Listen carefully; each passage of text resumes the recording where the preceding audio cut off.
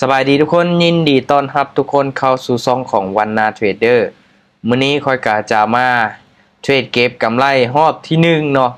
ของการป้านพอร์ตเนาะในรอบใหม่ใน EP ใหม่ทุกคนเนาะโอเคจะเป็นตัวนี้เลยเนาะรอบนี้เนาะค่อยเอาต้นทุนมาอยู่ที่900 USDT เนาะมือหนึ่งเข้าเทรด3รอบต้นทุน900นี้ค่อยจะเดินเงิน3 75 30 70 150และ300ถ้าว่าคอยโบพลาดฮอด7ออเดอร์ติดต่อกันโดยการวิเคราะห์จากอินดิเคเตอร์เน็ตวอลุ่มตัวนี้ค่อยจะมีกำไรในทุกๆรอบที่ว่าเข้าไปเทรดเดี๋ยวมาเบิ้ลน้ำกันทุกคนเนาะมื้อนี้เนาะจะเป็นมือทำอิฐเลยเนาะที่ค่อยได้เริ่มเก็บเนาะค่อยมีต้นทุนอยู่ตอนนี้900กับ35เหรียญทุกเนาะคอยเติมเข้ามาลงทุนกับ890เหรียญทุกคนเนาะ890เหรียญเนาะก็เติมเข้ามาลงทุนเพื่อที่จะเก็บเอาเนาะปันพอร์ตรอบนี้เนาะมาเบิ่งน้ำกันเนาะว่าค่อยจะสามารถเก็บกำไรได้หลายน้อยซ้ำใดหรือว่าพอร์ตค่อยเนาะจะแตกในมือใดทุกคนเนาะก่อนหน้านี้ค่อยก็เคยเก็บมาแล้วแต่ว่าไปพอร์ตแตกในมือก้อนห้ามเนาะโดยการวิเคราะห์จากซื้อให้สุดบายให้สุดแต่ว่าเขาเข้าบทถึกช่วงของกราฟเนาะเป็นเทรนขาขึ้นแต่เขากดขายเนาะมันก็เลยขึ้นเขียวเรื่อยๆเนาะเฮ็ดให้ตีลบไปเนาะก็เลยได้มีการเติมเข้ามาใหม่เนาะก็มีกำไรเนาะก่อนหน้านั้นเนาะค่อยก็มีกำไรหลายเนาะที่เสียไปก็เป็นเพียงกำไรเนาะโอเคออเดอร์แรกเดินเงินเนาะ3เหรียญเอามาสังเกตเบิ่งเน็ตวอลุ่มเนาะโอเคออเดอร์นี้เส้นเน็ตวอลุ่มสีลงค่อยซื้อขึ้นไปเลยเนาะสำหรับค่อยเทรดคนเดียวค่อยจะกดประมาณ3วินาทีสุดท้ายเนาะเทรดอยู่ในกราฟของ Dogecoin ทุกคนเนาะมื้อนี้ก็ยังบ่ทันได้เข้าไปเทรดจักรอบเลยทุกคนเนาะมาเบิ่งประวัตินํกันเห็นบ่ยังบ่ทันได้เข้าไปเลยเนาะก็ประมาณนี้ทุกคนเนาะเห็นบ่แต่ว่า7มื้อล่าสุดนี่ค่อยติดลบเนาะเพราะว่าติดลบไปมื้อนั้นทุกคนเนาะเห็นบ่เนาะและปรับแต่งมาเนาะปรับแต่งเอาเป็นวันที่18ซะเนาะวันที่18ซะเดี๋ยวตั้งแต่เดือน2เนาะจนฮอดเดือน3ก็มีกำไรมาเนาะทุกคนเนาะตามนี้เลยเนาะมาเบิ่งออเดอร์แรกวินบ่ออเดอร์แรกโอ้วินเนาะทุกคนเนาะออเดอร์แรกวินไป3เหรียญเห็นบ่เนาะทางเงินกับปั๊มเงินอันนี้ก็ค่อยเทรดตั้งแต่เมื่อคืนเนาะโอเคปั๊มเงินเป็น3เหรียญคือเก่ามาสังเกตเบิ่งเน็ตวอลุ่มเนาะเอาว่าเส้นเน็ตวอลุ่มนี้สีลงเนาะค่อยจะกดซื้อขึ้นไปเลยเนาะรอบนี้ตั้งเป้าอยู่ที่30 USDT เด้อทุกคนเด้อเนาะสำหรับค่อยเข้ามาเทรดในรอบนึงเนาะเอากำไรประมาณ3040เนาะมาเบิ่งนํกันมื้อนี้รอบเช้าก็บ่ได้เข้าไปเทรดทุกคนเนาะเนื่องจากว่ามีประชุมเนาะทีมงานก็บ่ค่อยวางปานใดเนาะมาวางแผนเก็บทุกคนเนาะสำหรับเขาเองก็มีหลายพอร์ตอยู่เนาะมีหลายพอร์ตอยู่เนาะแต่ละพอร์ตก็เฮ็ดหน้าที่แตกต่างกันไปเทรดเก็บเนาะพอร์ตละ 2-3 พันเนาะ1,000 2,000เนาะเอาไว้ซื้อขายเอาไว้เติมถอนให้ทีมงานก็มีเนาะออเดอร์นี้พลาดไปทุกคนเนาะออเดอร์นี้พลาดไปสำหรับเน็ตวอลุ่มเนาะเพราะว่ากราฟทรงนี้ก็ถามว่ามันออกตามสีเนาะแดงเทียนตัวนี้เป็นแดงแดงเทียนตัวนี้ออกแดงเนาะเน็ตวอลุ่มมันมักที่จะพลาดทุกคนเนาะมาเบิ่งกันว่ามันจะพลาดจังไหมเนาะพอเพียงแต่มันบ่พลาดทอด7ไม่ติดทุกคนเนาะถ้าว่าเสีย3เหรียญเนาะเขาจะคูณเงินเป็น7เหรียญคือเก่าเด้อโอเคมาลุ้นไปนํกันเนาะตอนนี้โอเคขายเลยออเดอร์นี้โอ้ลงมาแดงสิเนาะมาเบิ่งนํกันทุกคนเนาะมาเบิ่งนํกันเด้อออเดอร์นี้หลังจากที่เฮากดออกออเดอร์ไปเนาะและมันมีการเทขายลงมาเนาะเทขายลงมาแท่งเทียนนี้เนาะจนปิดเป็นแท่งเทียนแดงเนาะและเส้นเน็ตวอลุ่มนี้เนาะก็สีลงมาตัวเนาะเฮ็ดให้เกิดมีการผิดพลาดไปในออเดอร์นี้เนาะมาลุ้นเบิ่งนํกันว่ามันจะลงมาได้บ่หรือว่าจะขึ้นไปทุกคนเนาะเห็นบ่ทุกคนเนาะเฮากดออกออเดอร์ไวเกินไปเนาะมันเปลี่ยนแปลงเนาะมันเปลี่ยนแปลงตอนท้ายก็เฮ็ดให้มันมีการผิดพลาดไปทุกคนเนาะโอเคมาก็จะพยายามกดให้ซ่าเนาะบ่ให้มันมีการผิดพลาดทุกคนเนาะโอเคมาปั๊มเงินทุกคนเนาะพลาดไป2ออเดอร์แล้วได้นี่เนาะมาลุ้นมานำกันโอเคเนาะรอบละ30เหรียญก็รอบประมาณ500,000 600,000ทุกคนเนาะต้นทุนก็900นี่ก็ประมาณ20ล้านทุกคนเนาะโอเคออเดอร์นี้เส้นเน็ตวอลุ่มสีลงเนาะโอเค2วิซื้อเลยกด2วิเนาะทันเนาะทันนะออเดอร์นี้กดซื้อขึ้นไปทุกคนเนาะ โอ้แต่ว่าแห่งขายกันยังเทลงมาอยู่เนาะหลังจากที่เฮากดซื้อขึ้นไปเนาะแม่นอยู่เนาะเส้นเน็ตวอลุ่มมันซีลงมาเนาะแต่ว่ามันยังซีลงมาต่อเนาะเพราะว่ามันยังอยู่สูงเนาะเมื่อกี้เนาะมันยังอยู่สูงเนาะอ้าวขึ้นไปได้บ่เนาะกราฟของดอสคอยทุกคนเนาะมันเปลี่ยนเหรียญน้อยเนาะราคามันก็ค่อนข้างที่จะผันผวนเนาะในการดีดขึ้นดีดลงเนาะนี่ตามที่เราเห็นเลยเนาะว่าราคาบ่ฮอด1 USDT เนาะต่อที่ว่า1ดอสเนาะ1ดอสทุกคนเนาะโอเคโอเคเนาะวินเนาะอ่าออเดอร์ที่3วินเนาะทางงานเฮาก็กลับมาเดินเงินปกติเนาะต้องอาศัยระยะเวลาในการปั้นขึ้นไปทุกคนเนาะบางเทื่อเฮาอยากได้100บาทเดียวเฮาไปออเดอร์ละ100บ่วินพลาดไป3-4ไม้นี่ต้นทุนเฮาก็เบิดแล้วเนาะโอเคออเดอร์นี้เนาะเน็ตวอลุ่มสีลงเนาะโอเคซื้อขึ้นไปซื้อขึ้นไปเนาะออเดอร์นี้ซื้อขึ้นไปต่อเนาะแต่ว่าบ่ค่อยงามเนาะออเดอร์นี้เส้นเน็ตวอลุ่มนี่สีลงมาเนาะแต่ว่ามันอยู่โซนเทิงเนาะมันยังอยู่โซนเทิงเนาะบ่ฮู้ว่ามันจะลงมาหรือว่าจะขึ้นไปเนาะโอเคตอนนี้ก็ค่อนข้างที่จะ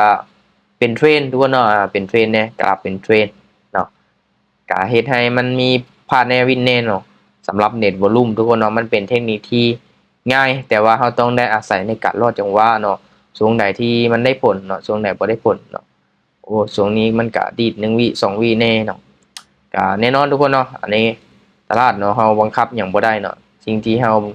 บังคับได้เนาะควบคุมได้ก็คือจิตใจของเราเนาะช่วงที่มันบ่งามเราก็บ่จำเป็นต้องฝืนเทรดทุกคนเนาะโอ้คิดว่าตลาดงามมาได้ช่วงนี้เนาะแต่ว่าช่วงนี้ก็เริ่มบ่ค่อยงามละเนาะแต่ว่าเราจะไปต่อเนาะไปต่อโอเคเนาะออเดอร์นี้มาสังเกตเบิ่งโอเคเน็ตวอลุ่มสีขึ้นเนาะโอเคขายลงมาทุกคนเนาะถ้าว่าเรากดซ่านี่แน่นอนว่าอินเทอร์เน็ตของเราต้องไวเนาะต้องไวเลยแหละเนาะ Google Chrome ของเราก็ต้องไวเราต้องรีเซ็ตเนาะ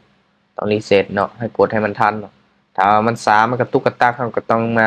รีเฟรชหน้าจอให้มันไวทุกคนเนาะรีเฟรชบานหนึงเนาะปึ๊บโอเคเนาะเอามาลุ้นเบิ่งนำกันเนาะตอนนี้นี่โอ้ออเดอร์นี้เนาะเขียวมาหลายๆไม้แดงหนึงเนาะออเดอร์นี้เป็นเขียวเนาะมันมากที่จะขึ้นไปต่อทุกคนเนาะมันกลับตัวเป็นเทรนขาขึ้นเนาะกลับตัวเป็นเทรนขาขึ้นนะเนาะมันจะเป็นลักษณะแบบนั้นเนาะโอเคบ่เป็นหยังเนาะมาขอเพียงแต่มันบ่พลาดเฮา7ออเดอร์ติดต่อกันเนาะเอาก็ยังมีงบที่ว่าคูดไปได้เนาะพลาด3ไม้4ไม้นี่เป็นเรื่องธรรมดาอยู่เนาะโอเคเพราะว่าเฮาก็บ่ได้รอจังหวะออกออเดอร์มั่นใจเนาะเฮากดออกทุกๆออเดอร์ทุกคนเนาะก็เฮ็ดให้มันมีการผิดพลาดแน่เนาะออเดอร์นี้งอขึ้นเนาะเส้นเน็ตวอลุ่มงอขึ้นเนาะโอเคขายออเดอร์นี้ขายลงมาเส้นเน็ตวอลุ่มนี้ก็บ่ค่อยงามเนาะแต่ว่ามันอยู่ในลักษณะเส้นมันงอกขึ้นไปเนาะเราก็เลยตามขายลงมาในออเดอร์นี้โอเค3แท่งเต้นเขียวเนาะภาคตัวแดงลงมางามหลายทุกคนเนาะงามหลายออเดอร์นี้มาลุ้นเบิ่งนำกันทุกคนเนาะสำหรับข้อห้ามของนักเทรดก็มีทุกคนเนาะประกาศได้แชร์ให้ทีมงานว่ากราฟมันบ่เป็นตาเทรดเนาะเฮาก็บ่จำเป็นต้องฝืนเทรดเนาะพยายามควบคุมอารมณ์ของตัวเองให้ได้เฮ็ดอารมณ์ให้ผ่อนคลายก่อนที่ว่าจะเข้ามาเทรดเนาะแต่เงินที่นำมาเทรดก็ต้องเป็นเงินเย็นเนาะ โอเคตัวนี้ก็หวังว่านักเทรดหลายๆคนเนาะที่ว่ากำลังเทรดกำลังลงทุนอยู่เนาะพอจะมีความเข้าใจทุกคนเนาะและสิ่งสำคัญเนาะห้ามระดมทุนมาเทรดเด็ดขาดห้ามไปกู้ไปยืมมาเนาะอันนี้ห้ามเด็ดขาดทุกคนเนาะโอเคปรับเงินเนาะปรับเงินโอ้ขึ้นไปสูงแท้เนาะปรับเงินไป3 เหรียญโอ้ออเดอร์นี้ผันผวนเนาะโอเคออเดอร์นี้ขายเนาะขายลงมาขายลงมาทุกคนเนาะเส้นเน็ตวอลุ่มซีขึ้นเนาะเอากดขายลงมาเลยเนาะ เอาเบอร์น้ำกันเนาะแห้งซื้อกับพยายามที่จะพักดันราคาเนาะขึ้นไปเนาะสูงเนาะมีโอกาสที่จะขึ้นไปต่อได้เนาะเพราะว่าตอนท้ายกันมันยังมีการที่ว่าแห้งซื้อเนาะพักดันราคาขึ้นไปเนาะจนเป็นเทียนที่ว่ายาวเลยเนาะโอ้แสดงว่าทรงนี้เนาะมีคนที่ว่ากำลังต้องการซื้อเนาะดอทคอยเป็นจำนวนลงหลายเลยเป็นเทียนที่ยาวทุกคนเนาะลงมาได้บ่โอ้บ่ได้ทุกคนเนาะลงมาบ่ได้เนาะ โอเคไปต่อทุกคนเนาะกำไรมาเท่าใดกำไรมา8 เหรียญเห็นบ่เนาะเฮาเดินเงินแบบนี้แม่นเนาะกำไรมันซ่าทุกคนเนาะกำไรมันซ่าแต่ว่ามันมันจะเป็นการรักษาต้นทุนของเฮาได้ดีเนาะถ้าว่าเฮาบ่พลาดหลายไม้เนาะต้องอาศัยระยะเวลาในการปั้นขึ้นไปเนาะโอเคมาออเดอร์นี้โอเคเส้นเน็ตวอลุ่มสีลงเนาะโอเคกดซื้อขึ้นไปเลยทุกคนเนาะกดซื้อขึ้นไปเลยเนาะแล้วก่อนหันทุกคนเนาะตามที่คอยได้วางแผนเนาะคอยกะ สามารถที่จะเก็บกำไรได้หลายเลยแหละเนาะได้หลายเลยเนาะก็เฮ็ดเป็นตัวอย่างให้ทีมงานเบิ่งเนาะสำหรับการเทรดตามเน็ตวอลุ่มนี้เนาะแต่ว่ามื้อนั้นเนาะบ่ได้เทรดตามเน็ตวอลุ่มทุกคนเนาะเทรดอยู่ในกลุ่มอยู่ในมีตติงเนาะเฮ็ดให้ติดลบไปทุกคนเนาะในมื้อนั้นก็ตลาดมันสวิงแฮงแน่นอนดีด1วี2วีเนาะก็เฮ็ดให้ติดลบเฮาก็มาเริ่มเก็บเอาใหม่ทุกคนเนาะเรื่องความผิดพลาดทุกคนเนาะแน่นอนว่าบ่มีไผดอกเนาะที่ว่าเฮ็ดหยังแล้วบ่เคยผิดพลาดเนาะก็มีผิดมีพลาดแน่เนาะในการลงทุนก็แน่นอนเนาะมันก็มีได้มีเสียเหมือนว่ามีความรู้มีประสบการณ์หลายเนาะก็ยังได้ยังเสียก็มีเนาะตัวนี้เฮาก็แน่นอนเอามันมาเป็นบทเรียนทุกคนเนาะสำหรับนักเทรดนี่แน่นอนเนาะถ้าว่าเฮาไปฟังเบิ่งประสบการณ์นักเทรดต่างประเทศเนาะเขาก็ผิดพลาดทุกคนเนาะโอเคออร์เดอร์นี้ซื้อเลยเนาะสังเกตเบิ่งเน็ตวอลลุ่มเนาะสิลงมาเฮาตามซื้อขึ้นไปเลยเนาะแต่ว่ามันสลับขึ้นไปเขียวเนาะแสดงว่าโอ้ช่วงนี้มันเข้ากับเทคนิคของเฮาเนาะเน็ตวอลลุ่มมันมักที่จะได้ผลเนาะโอเคเนาะก็เองก็เป็นคนหนึงได้เนาะที่ว่ามักอ่านเนาะมักเบิ่งเนาะประสบการณ์เนาะของนักเทรดต่างประเทศว่าเขาได้ผ่านอีหยังมาแน่เนาะส่วนหลายเนาะเขาก็ให้ข้อคิดเนาะเอาเรื่องประสบการณ์สู่ฟังทุกคนเนาะเป็นอีหยังที่สุดยอดหลายเนาะการที่จะประสบผลสำเร็จได้มันบ่แม่นเรื่องง่ายเนาะในการที่เฮาไปเฮ็ดสิ่งใดสิ่งหนึ่งทุกคนเนาะอ่าสิ่งที่เฮาบ่ฮู้เนาะเฮาไปเริ่มเฮ็ดเริ่มลงมือทำทุกคนเนาะมันก็เป็นเรื่องธรรมดาที่เฮาจะมีผิดมีพลาดแน่เนาะตัวนี้ต้องอาศัยระยะเวลาเนาะในการศึกษาในการเรียนรู้เนาะพัฒนาตนเองเนาะทุกคนเนาะข้อยเองก็ยังบ่ทันได้เก่งเนาะถึงแม้ว่ามีประสบการณ์แน่เนาะโอเคออร์เดอร์นี้ขายเนาะขายกัน โบกให้งามเนาะออเดอร์นี้นี่เส้นมันแบบขนานทุกคนเนาะเส้นมันแบบขนานไปเลยเนาะมันสีแบบขนานไปเลยเฮาก็บ่ฮู้ว่าสิวิเคราะห์จากตัวใดแต่ว่าเป็นหยังคือขายเนาะออเดอร์นี้โอ้ก็ขึ้นเขียวแฮงหลายเนาะเห็นบอกมันเปลี่ยนตอนท้ายมันก็ยังหักลงมาเนาะคิดว่ามันจะสลับลงมาพักตัวแดงทุกคนเนาะแต่ว่าตอนนี้ก็แบบพุ่งขึ้นสูงแฮงเนาะสำหรับดอทคอยทุกคนเนาะโอเคลงมาได้บ่ลูก โอ้น่าจะบ่ทันทุกคนเนาะน่าจะบ่ทันเพราะว่าแฮงซื้อกับปักดันราคาขึ้นไปเฮาสังเกตเบิ่งแนวโน้มของมันเนาะหรือว่าเทรนด์ทุกคนเนาะมันเป็นขาขึ้นชัดเจนเนาะเห็นบ่เฮาซื้อขึ้นไป2ออเดอร์เนาะเฮาวินเนาะออเดอร์นี้เฮาไปกดขายเฮาเสียเลยเนาะนี่คือเอิ้นว่าการส่วนเทรนด์ทุกคนเนาะเทรนด์ของตลาดเนาะเราต้องเข้าใจทุกคนเนาะแนวโน้มของมันเนาะโอเคออเดอร์นี้ปั๊มเงินเป็นจิตเหรียญเนาะการเดินเงินการคูณเงินมันมีก็สำคัญเนาะตามแผนเนาะโอเคออเดอร์นี้เซ็นเน็ตวอลุ่มสีลงค่อยซื้อขึ้นไปเลยเนาะค่อยซื้อขึ้นไปเลย ซื้อขึ้นไปเลยทุกคนเนาะอืมมาเบิ่งนำกันว่ามันจะขึ้นไปต่อบ่บาดนี้เนาะกรณีแบบนี้ก็ถือว่ามีความเสี่ยงบ่มีเนาะเพราะว่าแท่งเทียนตัวนี้เนาะมันห่างออกจาก2เส้นตัวนี้นี่เนาะส่วนหลายมันจะดึงกลับลงมาทุกคนเนาะมันจะดึงกลับลงมามันจะเป็นลักษณะแบบนั้นเนาะสำหรับ2เส้น moving average double เนาะก้อยก็มักวิเคราะห์จาก2เส้นตัวนี้เนาะเพราะว่าการวิเคราะห์มาแต่โดนเนาะมันลืมเคยทุกคนเนาะสายตามันจื้อละเฮาวิเคราะห์จากตัวนี้มาเรื่อยๆเนาะ โอ้พลาดไปเนาะออเดอร์นี้ขึ้นบ่ได้ทุกคนเอาขึ้นบ่ได้ลงมาพักตู่2แท่งเทียนแดงเนาะโอเคก็ถือว่า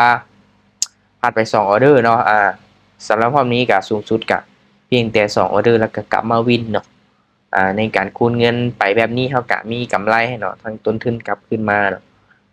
โอเคปรับเงินเป็น15เหรียญเนาะโอเคออเดอร์นี้เส้นเน็ตวอลุ่มนี่สีลงเนาะทุกคนเนาะโอเคถ้าว่าบ่มีหยังเปลี่ยนแปลงเฮากดซื้อขึ้นไปเลยเนาะ กดซื้อขึ้นไปเลยมาเบิร์น้ำกันว่าได้กำไรเท่าไหร่ละพลาดไป2ถ้าว่าออเดอร์นี้ถ้าว่าวินออเดอร์นี้น่าจะได้อยู่ประมาณ20ปลายทุกคนเนาะเราตั้งเป้าอยู่ที่30เนาะ30เหรียญในรอบนี้เด้อกับประมาณ600,000 700,000ป้ายเนาะหาเงินมันก็ถามว่ายากบ่เนาะมันก็บ่ได้ยากจนเกินไปถามว่ามันง่ายบ่มันก็บ่ได้ง่ายจนเกินไปทุกคนเนาะอ่า แต่ว่าได้บ่มันก็มีโอกาสเนาะอุ้ยออเดอร์นี้เนาะให้ขายเทลงมาเนาะเทลงมาตอนท้ายเลยเนาะทำเฟรม30วินาทีทุกคนเนาะมันบ่มีคำว่าแน่นอนเนาะทางงานเราต้องเดินเงินแบบเซฟๆเนาะเอาเป็นไปได้นี่ต่อทางไหมมันใจจะออกเนาะแต่ว่าเทคนิคตัวนี้เราต้องกดออกทุกไม้เนาะเทคนิคตัวนี้เราต้องคูณเงินแล้วก็กดออกทุกไม้เนาะโอเค30เหรียญเอามาพลาดไปฮอด3ไม้แล้วเนาะสำหรับรอบนี้โอเคมาเน็ตวอลุ่มสีลงชัดเจนเนาะออเดอร์นี้ซื้อเลยเนาะมันต้องพักตัวเขียวได้ทุกคนเนาะ มันลงมาแดงหลายไม้แล้วเนาะโอ้แต่ว่าช่วงนี้เขาเข้ามาเนาะช่วงที่กราฟเนาะมันเป็นเทรนทุกคนเนาะมันเป็นเทรนก็คือแบบแดมาหลายๆไม้ติดต่อกันแบบนี้มันก็ค่อนข้างที่จะพลาดแน่เนาะสำหรับเน็ตวอลลุ่มเนาะพลาดแน่แต่ว่ากับประมาณ2-3ไม้ตามที่ทุกคนเห็นเลยเนาะตามที่เห็นเลยเนาะ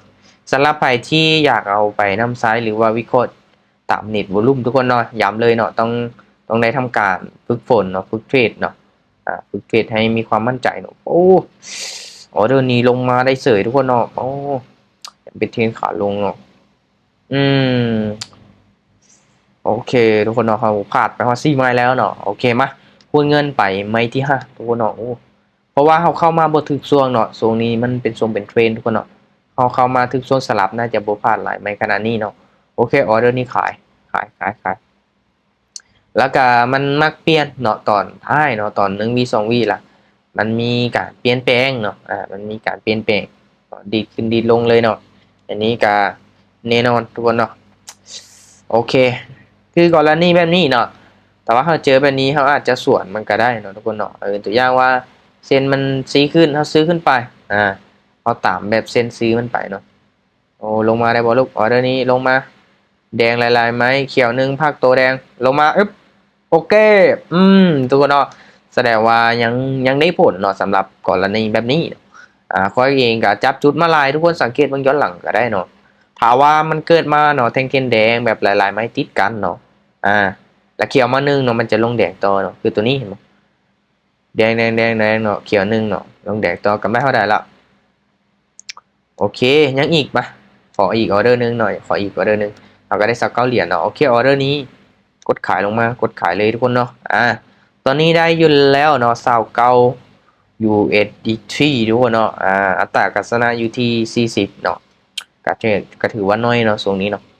ถือว่าน้อยเข้าบ่ถึงช่วงทุกคนเนาะโอเคก็บ่เป็นปัญหาเนาะขอเพียงแต่มีกำไรอัตราการชนะจะเท่าใดก็ยากทุกคนเนาะในการที่เราเข้ามาเทรดเราก็บ่ได้หวังให้